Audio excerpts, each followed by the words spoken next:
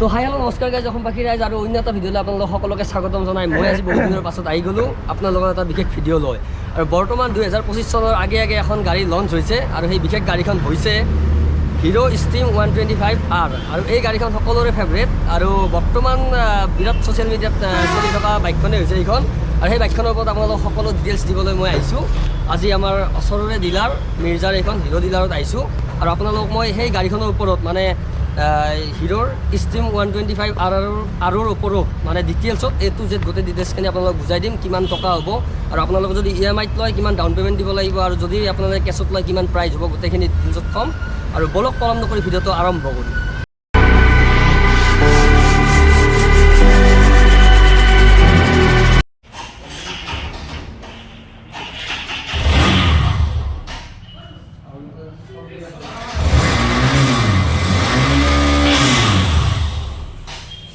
গমে পাই যে আজিৰ যিবিলাক ল'ৰা ছোৱালী আছে গোটেইবিলাকে কি কৰে, মানে ডেকা ল'ৰাবিলাকে আগৰ আমাৰ যিবিলাক মডেল আহিছিলে আগতে 2024 বা 23 চনৰ আগতে যিবিলাক অহা মডেল সেইবিলাকত এই এটা বস্তু নাছিলে যে সেইটো হৈছে হেজাৰ লাইটটো। হেজাৰ লাইটটো কি কৰে যে এটা হেজাৰৰ যি থাকে সেইটো ভিতৰত লগাই লয়, লৈ পেলাই মানে মেকানিকৰ তাত নি পেলাই হেজাৰ লাইটটো লগাই লয়। কিন্তু ইয়াতে এতিয়া যি 2024 চনৰ লাষ্টৰ ফালে যিটো মডেল আহি গ'ল, এইটো হিৰো ষ্ট্ৰীম R25cc যিটো 125cc যিখন বাইক আহিল এইখন, এই বাইকখনত আপোনালোকে এই হেজাৰ লাইটটো আপোনালোকে পাই যাব।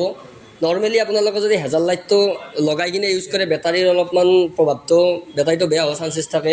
ইয়াতে যিহেতুকে মানে মডেলটোত দিয়ে দিছে হেজাৰ লাইটটো, তাৰ কাৰণে আপোনালোকে টেনশ্যন ল'ব নালাগে, গাড়ী চলাই থাকক হেজাৰ লাইট জ্বলাই থাকক। তাৰপিছত 2 নম্বৰতে ইয়াতে আছে LED, হেডলাইটটো হৈছে LED। তাৰপাছত আৰু এই বাইকখনত মোবাইল চাৰ্জাৰৰ যিটো কানেক্টিভিটি আছে সেইটো মোবাইল আপোনালোকে চাৰ্জ দিব পাৰিব সহজতে। ইয়াতে যদি কেতিয়াবা বেটাৰী ল' হৈ যায় হঠাৎ ইমাৰ্জেঞ্চিত, তেতিয়াহ'লে আপোনালোকে চাৰ্জ দিব পাৰিব বাইকখনতে।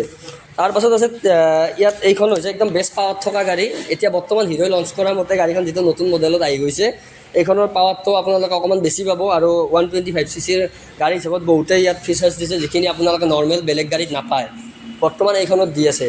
আৰু এইখন এইটো মাইলেজৰ ক্ষেত্ৰত গাড়ীখনে বঢ়িয়া, আপোনালোকক ইজিলি 60 মাইলেজ দি দিব। 60 আপোনালোকে মাইলেজ বাইকখনত পাই যাব, আৰামছে পাই যাব। আৰু এইখিনিয়ে ইয়াৰ মানে একদম লাগতিয়াল আপোনালোকক ক'বলগীয়া কথা। আৰু এইখিনিৰ কাৰণে বাইকখন আপোনাৰ পচন্দৰ হ'ব। আৰু বাকী লুকটো ক'ব গ'লেতো আপোনালোকক ক'বই নালাগে, যি 125cc হিচাপত আপোনালোকে আৰামছে মানে লুকটোত আপোনাক মানে মেটচ কৰিব, আৰু তাতকৈ ক'ব লগা বিশেষ নাই। আৰু এইখিনিয়ে আপোনালোকে গাড়ীখন পাৰচেছ কৰক।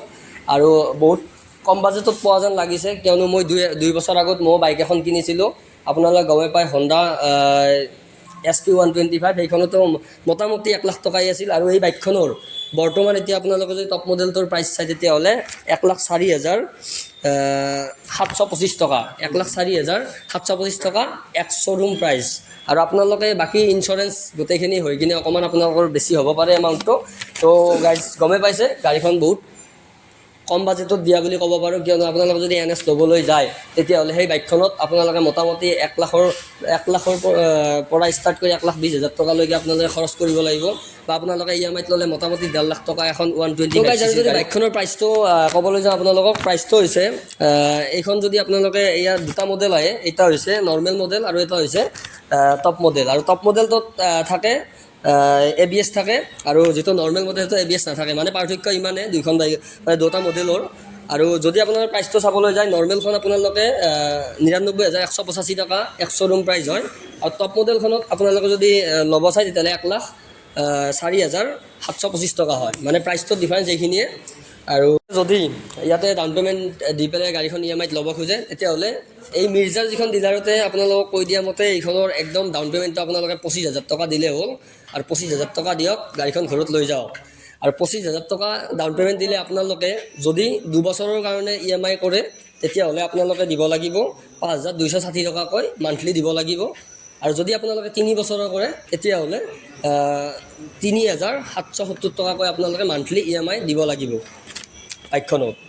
এইখিনিয়ে হৈছে বাইকখনৰ। আপোনালোকক যদি ফাইনেন্সিয়েল ক্ষেত্ৰত মই কওঁ তেতিয়াহ'লে এইখিনি আপোনালোকে খৰচ কৰিব লাগিব। আৰু যদি EMI কৰে তেতিয়াহ'লে আপোনালোকে কি ডকুমেণ্টছ লগত লৈ আহিব লাগিব, আপোনালোকে অকল পান কাৰ্ডখন, আধাৰ কাৰ্ডখন আৰু আপোনাৰ বেংক পাছবুক আৰু ATM-খন লৈ আহিলে হ'ল। এই 4টা বস্তু লৈ আহক। কওঁ ইমানলৈকে আছিল ভিডিঅ'টো। যদি ভিডিঅ'টো ভাল লাগিছে তেনেহ'লে চেনেলটো ছাবস্ক্ৰাইব কৰিব, লাইক এটা কৰিব। আৰু আপোনালোকক এণ্ডিঙত কওঁ যে যদি আপোনালোকে এই হাইৱে হিৰ' যিটো ডিলাৰ আছে এইটোত যদি আপোনালোকে আহে, তেতিয়াহ'লে আপোনালোকে আমাৰ যদি এই যিটো ভিডিঅ' আপোনালোকে চাই আছে, এই ভিডিঅ'টো চাই পেলাই যদি ইয়াতে আহি পেলাই এখেতসকলক ভিডিঅ'টো দেখাই দিয়ে, তেতিয়াহ'লে আপোনালোকে অকণমান ডিছকাউণ্ট পাব বাইকখনত। মানে আপোনালোকক কমচে কম কিবা এটা পইচা মানে এমাউণ্ট এটা ডিছকাউণ্ট দি দিব।